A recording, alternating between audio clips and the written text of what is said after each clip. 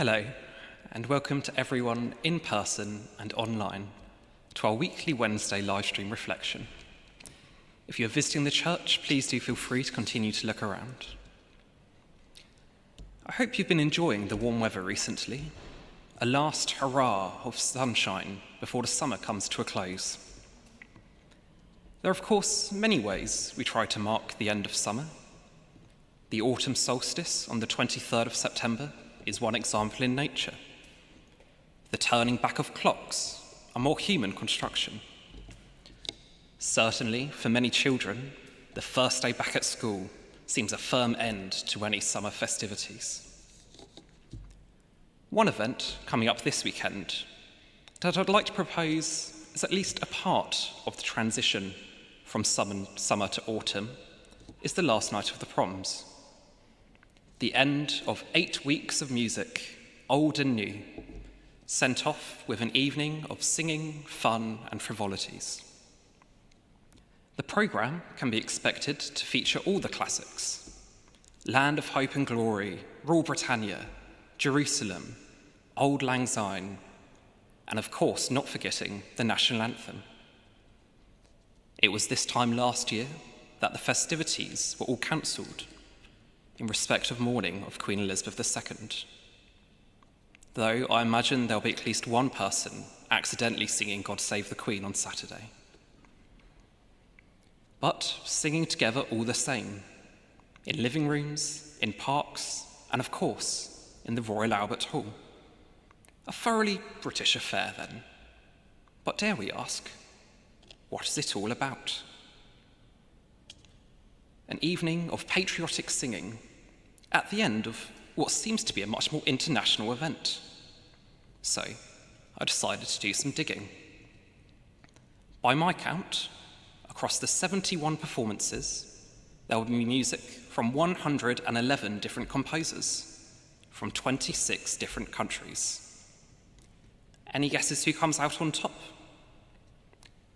British composers are in fact the most commonly featured, but only just, with 21 of them making up 19% of the programme.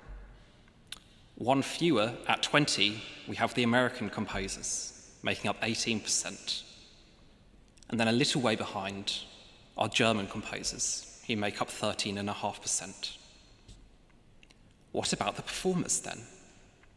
It will be the BBC Symphony leading the patriotic tunes, a cornerstone of the British arts, led by the acclaimed Marin Alsop, an American-born composer currently residing in Austria. A mix then. I, for one, think it is fantastic that the event is able to bring together so many people from so many different cultures and backgrounds in the name of enjoyment and appreciation of music. And such a variety of music and performers surely only serves for increasing the interest in audience. And yet this does seem to sit slightly awkwardly with it finishing with everyone singing about the might of the British Royal Navy, Rule Britannia, and all the other countries, which doesn't quite fit in. So, where did this tradition come from? Well, it certainly doesn't come from the festival's founder, Sir Henry Wood. He died in 1944 without seeing much resembling the last night we see today. But he did support the inclusion of music which was easy to follow, tunes we could memorise, and covered the foundations of different parts of the orchestra to help introduce people into classical music. Only a little further we have to look, to 1945, the end of the Second World War. Land of Hope and Glory is brought to the last Proms, brought back not as a permanent feature, but a celebration of peace and victory. Its inclusion is a roaring success.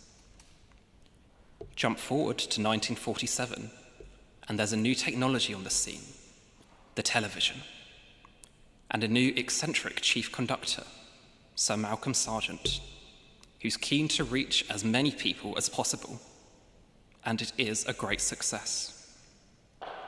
After weeks of respectfully listening in silence, The British audience loved the chance to let loose and sing out. And once the cat was out of the bag, there was no turning back. Multiple directors since Sargent have despised the tradition and tried to change it. But the crowd was having none of it. And so we are left with this remnant of post-war pride mixed with TV populism, and I think it works quite well. Not always in regards to the nationalism, certainly lines about slavery spring to mind, which perhaps better left in the past. But I hope we can move beyond that. Just looking out at the audience, you'll certainly see more than one national flag flying. Because ultimately, it's something fun that brings people together. It's the same reason we sit and support the local team, even if the Canaries might all not be from Norwich. Sitting listening to the radio, even by ourselves, we enjoy being part of something bigger and having fun. Here at St. Peter Mancroft, we're able to have something even better. All of us joined together from different backgrounds, having fun and the other harder emotions in life, and often singing some classic tunes at the same time. But more than that, joined online and in person, enjoying the worship and witness of God. So this weekend, whether or not you'll be singing or humming along to Jerusalem, listening to results come through the radio, or even joining us to worship here in church, I hope you find a way to share, remotely or together, all the emotions life brings us. Thank you.